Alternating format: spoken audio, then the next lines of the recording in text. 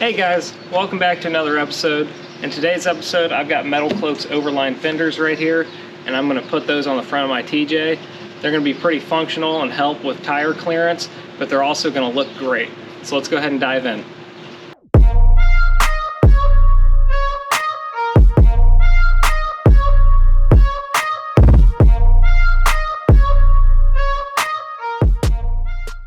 Here's a quick look how everything comes packaged.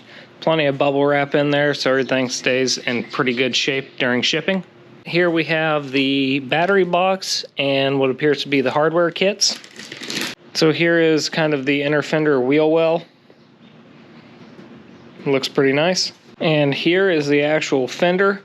Now I paid the extra, I think it's like 130 bucks for the black powder coating. If you choose not to do that, it'll come as bare metal and you'll have to paint it yourself. It appears to be pretty good quality and the finish looks nice. So one other thing that's kind of cool about these fenders is they have pretty quick disconnect fender flares. So if you're really off-roading, don't want your fenders rubbing all over the sidewalls if you're going to be in ruts and things like that, or you need that extra bit of tire clearance, you can very quickly pop your flares off. Now, I'm not sure the exact sizes off the top of my head, but I know Metalcloak does sell different sizes of flares depending on the style or look you want. They go up to, I think, 6-inch. I'm personally going to buy a 4-inch flare. I haven't bought the flares yet because this is all kind of expensive, so I'm just kind of saving money where I can, but that's just another neat thing about these fenders. Alright, also, you can get the instructions off of Metalcloak's website. I just Google searched Metalcloak Overline Fender instructions and they popped up and it takes you, you pick your Jeep, you go through there and pick what thing you want instructions for, so it's set up pretty well once you get there. The other thing is, I think the installation time is somewhere from 3 to 6 hours.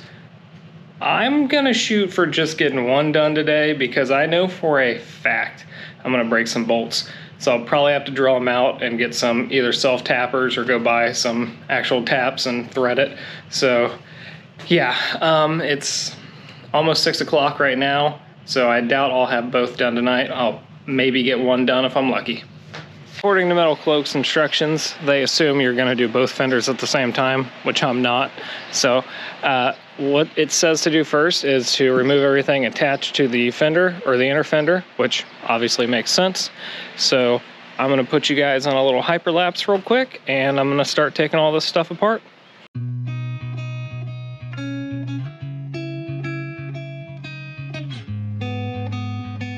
Okay, that wasn't so bad. There really wasn't a whole lot to do on this side.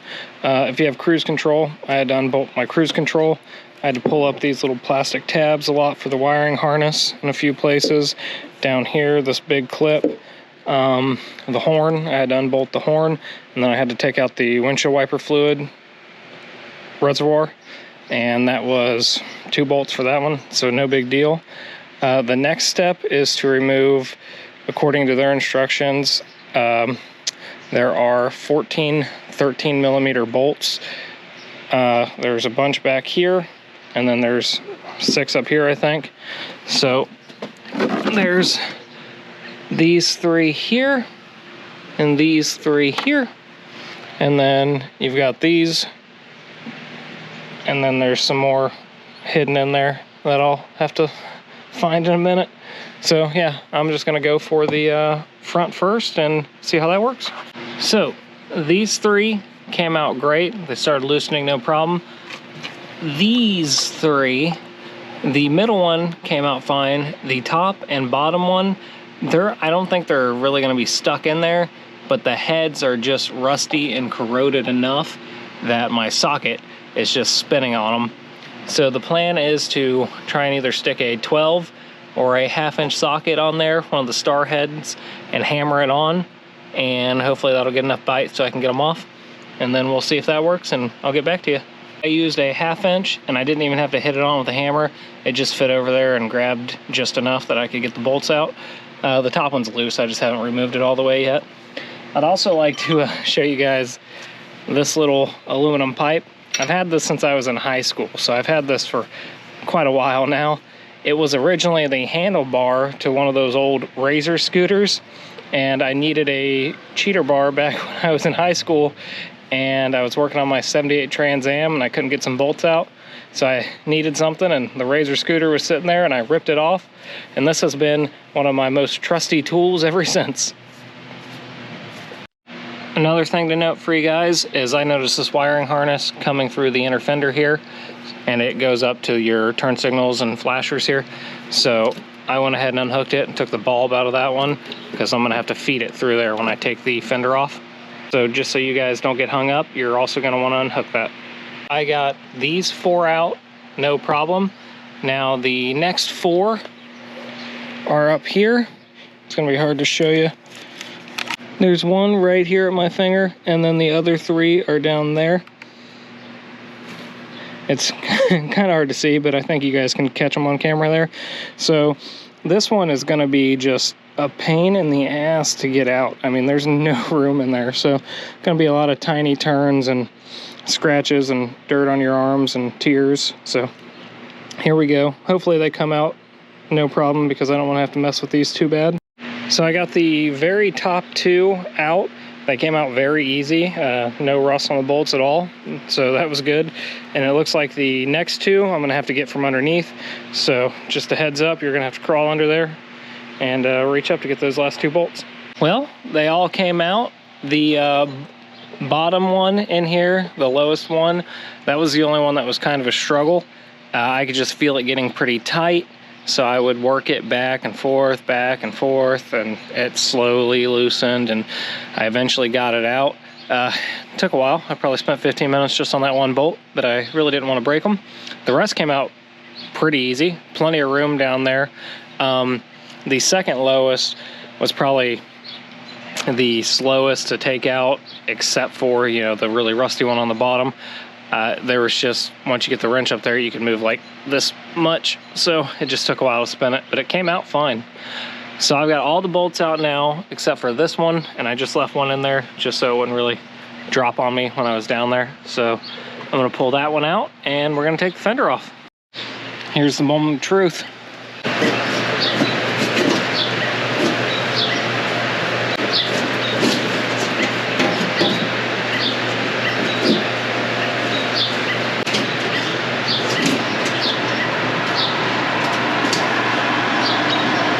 So the real question is, who wants to buy a pretty pristine pair of TJ fenders? The next part of the disassembly here is to remove the top of this battery box tray. And then we're actually going to remove the battery box tray itself. It says to hold on to these clips. They're pretty rough though. The bolts for this are one there, there's one just on the other side, same way, and then there's 2 down here. And these 2 are what concern me, because when I was doing the rust repair on my torque box and floor pans, you could see those on the inside, and that just held a ton of rust in there. So I think it's going to be kind of rough, and you can see my battery box is just trashed too. It looks terrible.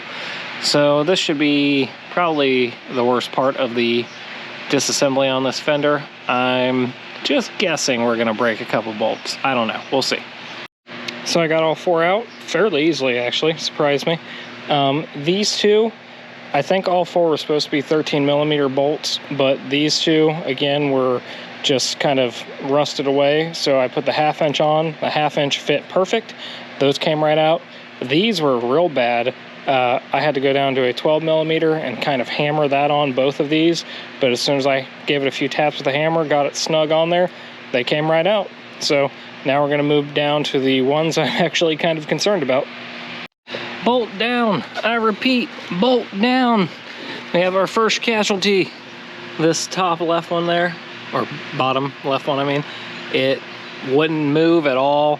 It wouldn't fit with a 13.5 inch. I had to hammer a 12mm on there, and it wouldn't turn at all. It just snapped.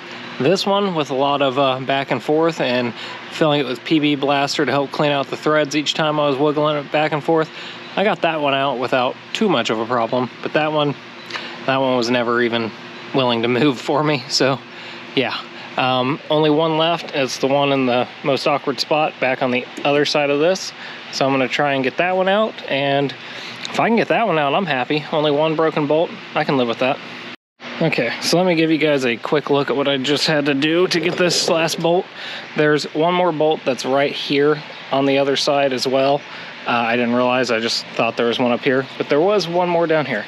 So the head of that one was rusted out bad too, so I couldn't get a 13 or a 1/2 inch on there. They just kept spinning, so I had to hammer on a 12, and it's coming out now. I think I'll get it out no problem, but there was no room to work in here, so I just took some channel locks and bent this. That way I could hammer on the socket.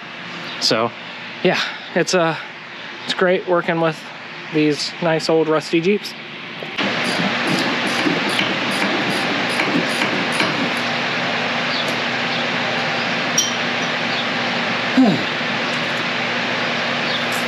So the next step is to mount the battery box, and this is a driver side, so obviously there's going to be no battery here, but I do plan on probably putting my air compressor for my lockers up here. One thing is you will use these 2 nuts and these 2 bolts. You'll use the factory hardware to mount this. Now obviously I broke that one, so I'm not going to drill it out right now. I think 3 out of the 4 with no weight on it will be fine. I might go back later and drill it out. It's fairly easily accessible, I think. Yeah, so I'm gonna ignore that for right now because that's how I live. And yeah, I'm gonna clean these up with a wire wheel, and then I'm going to put a little bit of anti-seize on them and tighten them down. One other quick thing I did was kind of sand down the rusty areas and hit it with the rust converting primer. So now that I've got that done, I'm gonna go ahead and put in the battery box, and then I think we're moving on to putting the fender on. So the battery box is all in, minus 1 bolt. So now the next step, it says, is to loosen both of these, and then to loosen this little guy down here in the middle. And that's supposed to loosen up your grill, probably to give you wiggle room to get the new fenders in and lined up correctly. So far I've only loosened this one, and it's given me quite a bit of wiggle room already. And I'm not doing the other one today, so I don't think I'm gonna loosen the other 2, or at least I will start to try and put this in here and see how it goes, and then maybe I'll loosen the other 2 if it's not working well. Okay, one other thing that's kind of annoying about this little kit they sent is they just give you a bag of bolts, just a big assortment of them, and they don't really tell you what's what or what size. And in the instructions, it's just like, oh, now use new hardware to install. So you have to like fiddle through it and figure out what goes where. And also in the instructions, it showed a picture of these clips on, but it tells you to use new hardware here. And then none of those bolts fit in that clip. So I'm gonna pull those off and just stick bolts through and nuts on the back out of that pile. So yeah, I mean, it's fine, I guess, but it's annoying. The instructions are poor for the hardware, and the hardware is not labeled well. So yeah, I don't know. It's not gonna be hard to figure out. It's just kind of a waste of time. Sorry, I know it's dark out here. I'll do my best to show you everything with some light. So what I'm doing is taking these shorter button head, fatter bolts that were included, and putting a washer on one side, sticking it through, and then putting a washer and a nut on the other side, making sure I also use Loctite. The nut is a 14 millimeter, so now I'm gonna go ahead and slightly tighten all these down and then move on from there. Hopefully this hardware choice works out for me. Like I said, I'm pretty much guessing right now, so thanks, Metalcloak. Okay guys, I think I'm gonna go ahead and call it for the night. I wanted to get that fender on pretty bad. I've kind of got it mocked up just to see what it looks like, but I was under the impression you were getting a lot of new hardware with the kit for the fenders, but apparently they're only including a little bit of hardware, which I guess is just to kind of bolt their inner fender and fender together, and a little bit to their battery box. So it wants you to reuse a lot of the old hardware, and you saw how bad my hardware is, and probably most people's hardware is that bad, and it's too late at night to go to the hardware store to get new bolts. So tomorrow I'm gonna go get bolts, but I'm also going to the dentist tomorrow to get a little dental work done. So I'm hopefully gonna do this tomorrow. We'll see how I feel after the dentist. And if I do, I probably won't be talking a lot on the video. I don't know, we'll see. But I'll give you a quick look at how it kind of looks mocked up. And yeah, I guess it'll be a blink for you guys, but I gotta wait. So I'm kind of sad, but here we are.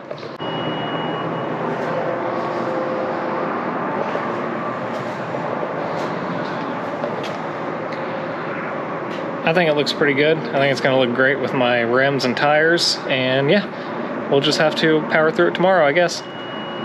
Hey guys, next day now. My face is kind of numb. Just had some of that dental work done I was talking about yesterday, so it's kind of starting to wear off, but if I sound a little funny, that's why.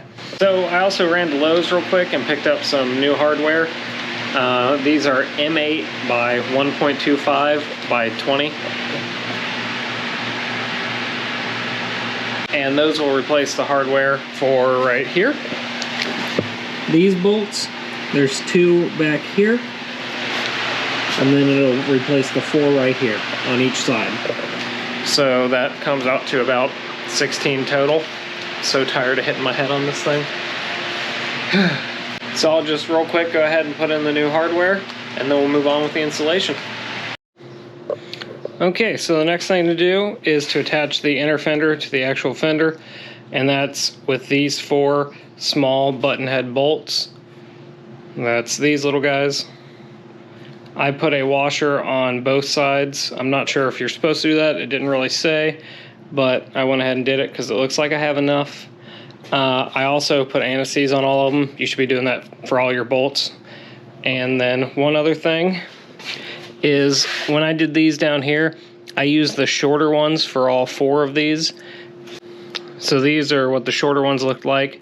And you're supposed to use these for the inside, but since the outside too go through the fender, the wheel well, and the battery rack, that's where you'll use these longer ones. So I need to change these out to the 2 longer ones, and then after that we can tighten down all the bolts on this fender and I'm good to go. So this side is pretty buttoned up, and now we're going to move on to the passenger side. I have not put the things back on over there that I took off from the stock fender. That'll be once I totally finish everything. But now here on the passenger side, we're going to start with removing the battery. I've already taken the terminals off and the little plate that holds it down to the battery tray. So I'm going to take the battery out and then move on to the next piece. So if you open up your air intake and take the cover off and take the filter out, you will see 1, 2, 3 bolts in there. Those are 5/16, and just take those out and then you can remove the air intake box.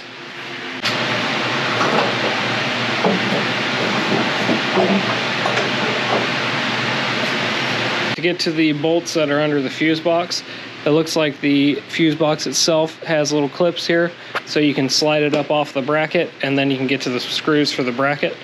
I don't think I can do it with one hand, but just kind of like that. Give it a little pry and lift up.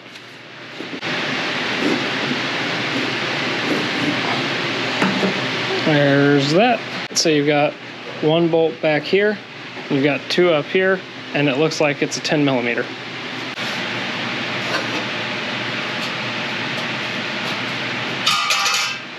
I'm just going to zip tie my fuse box up to that little support, just kind of keep it up out of the way.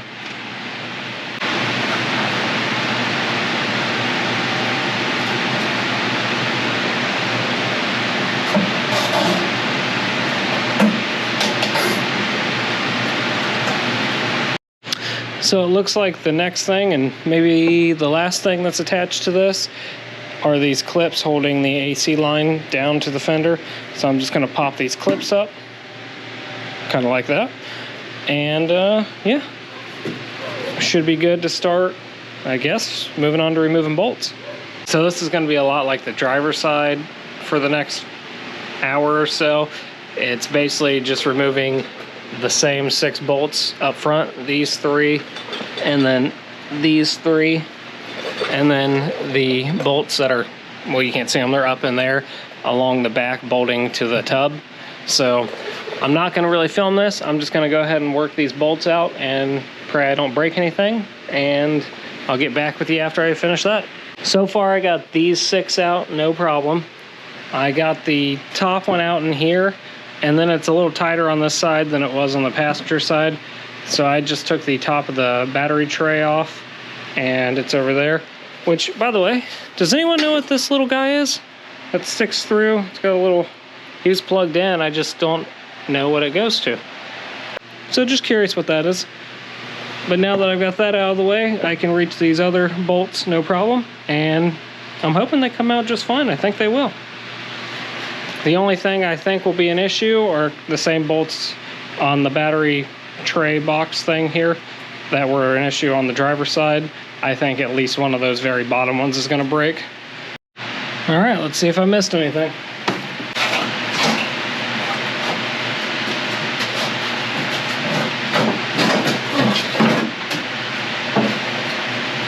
This is a tight fit. I know I'm in for a world of hurt, so I'm going to preemptively spray these 4 bolts with PV Blaster, and then maybe let it sit for 20-30 minutes.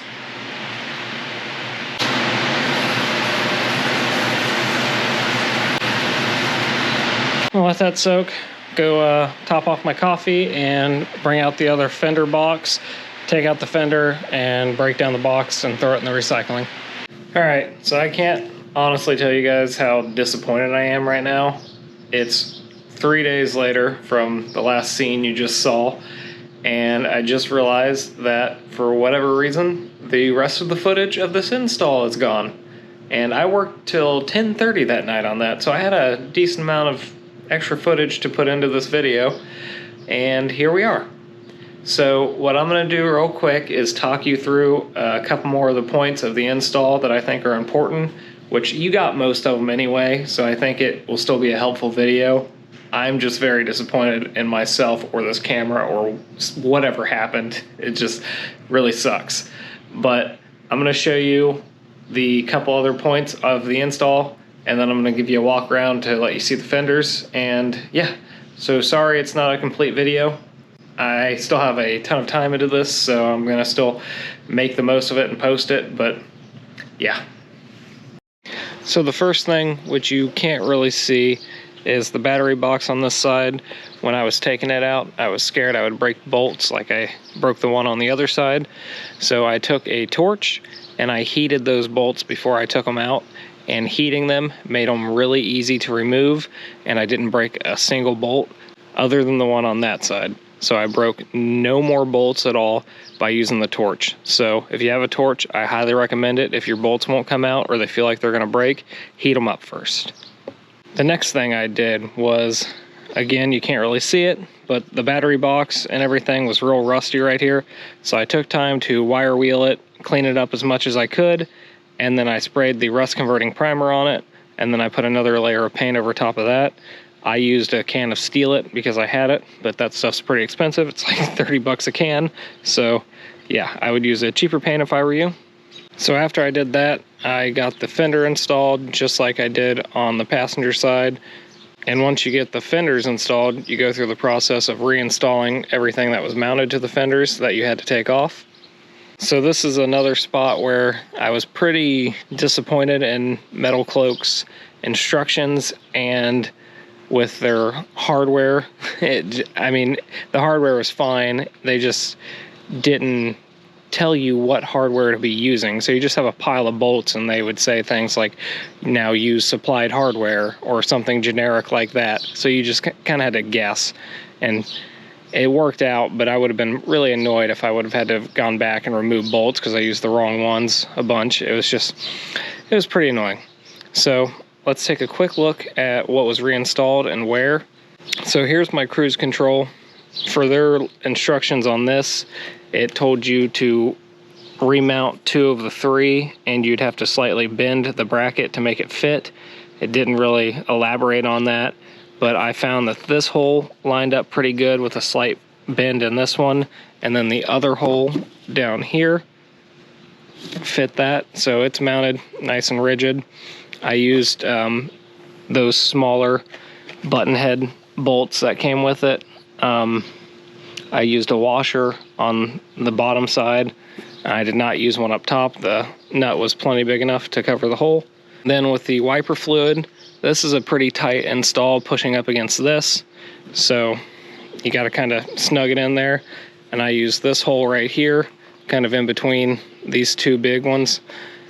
And then you have to use, really hard to see, they give you two 90-degree brackets, and one of those 90-degree brackets is right down there, and you bolt it through this hole, and then it kicks out, and you mount the washer fluid to that bracket. That was another thing in their instructions that was really lacking, was telling you about the brackets and where to use them. I kind of had to figure it out, and I finally got it figured out, but still it wasn't great. The horn just mounts right here, right next to that, mounted up through the bottom. Same thing, I used a washer on this side of it. You had those three things remounted on this side. The only other thing was to make sure your wiring harness isn't hanging anywhere that would get it in trouble. So if you had to zip tie it up out of the way, I kind of ran mine through this bracket so it would kind of hold it, and I used a zip tie there. So just kind of make sure your wires aren't going to get caught in your fan or, you know, sit on your exhaust or anything crazy like that. And then on this side, the fuse box remounted in the exact same spot. Just again, those skinnier bolts that were included. I used a washer on this side. So the air filter box was probably the most complicated to figure out to remount. Again, their instructions just weren't that great, but it uses a couple of their brackets, and it was just a little bit weird to figure out. But there's a flat bracket back here. Let me see, right there, that just mounts flat to the top of the fender and then goes out straight over the curve. So it gives this a nice flat spot to mount to. Now, one of the things you have to do is mount it to the box first, because there's no room to get in under here to mount it afterwards. So once you mount it to the box, then you come down here and you mount it to the fender, because you can actually reach it. So you'll want to do that before you do the fuse box, and then you can actually get in there to that nut. Again, it was a kind of a struggle, but then up front here, it's kind of hard for me to show you, but right down through there is another one of those 90-degree brackets. So it mounts to the fender here and then kicks out and gives you another flat spot for the box to mount to. So, like I said, it was kind of hard to figure those two out, and in my original video I showed it better as I was doing it. So what that basically does is give you a flat spot for this part of the box and this side of the box to mount to, and then this one, the bolt up here, it actually just bolts through with the old hardware at just kind of a weird angle, and you just tighten it down. So it's a little strange, but it works. I mean, it's nice and snug. The box itself, to get the top back on there and everything, it's pretty snug in there now. So that'll be fun to have to get to the air filter. Luckily, you don't have to do that very often. So after you have everything remounted to the fenders, you will need to go back and tighten up both of these little braces, and then the one that's in the bottom down here in the middle if you loosen these. So make sure you retighten those. So after you get everything remounted to the fender, the next step is to add either your vents or covers. Now, Metalcloak sells the fenders with these solid covers, but if you want, you can order these vented ones separate. I went with the vented ones because the engines get so hot on these 4.0s. Once you decide which one you want to put on, if you ordered both, you can then decide if you want to mount it on the outside of the fender or on the inside like I did. I think the inside looks a little cleaner, but if you're going to do the inside, I highly recommend you do it before you put the battery and the battery tray back in, because there's next to no room in there afterwards. So their instructions tell you to do it last, and I had to remove my battery again to get in there, and it was a huge pain, but it looks pretty good. So I'm happy I went with the inside. I just wish I would have done it before I put the battery in. Then after you get all of that done and reinstalled, you'll need to grab your hood latches off your old fenders and they're fairly easy. You just have the nut on the bottom, just unscrew that and move it over and screw it in, and then the rubber piece pops off your old fenders, and then you just stick it in here and pop it in the new one, and that's just a nice soft spot for your hood to sit. So then again, on this side, make sure all your wires are out of the way, nothing's hanging down or near the fan. So just clean that up best you can, zip ties, route it however you want. Just get that all buttoned up. And then the next thing would be to install your turn signals, which I'm not making part of this video. I made that a quick separate video, and I will show you guys how to do that if you would like to check out that video. So just one more quick apology. I know this isn't the best end to the install video. I'm not happy about it either. I hope me walking you through the last couple of things I did will still help anyone who needs it, but I'll give you a quick walk around so you can see what the Jeep looks like now. And sorry again, guys. So here's a quick walk around of the Jeep. This is without having the fender flares on yet. I still haven't ordered mine. I plan on going with 4-inch flares, I believe. But let's take a look at the Jeep. I think it looks really good with the rims and tires. I'm very happy with that. I'm still debating on if I want to actually paint the black part of the fenders to color match my Jeep and then leave the flares black. Let me know what you guys think in the comments, if I should paint them or not. But yeah, I think all in all, it's turned out pretty well. All right, guys. Well, that's going to end the video, I guess. I hope at least the first part of this video helped you with an install. And if you want to come back for the turn signal video, I'll be sure to have a complete video for that done for you. And then after this, I just have my axles and my transfer case to do next, and then we're getting pretty close to done.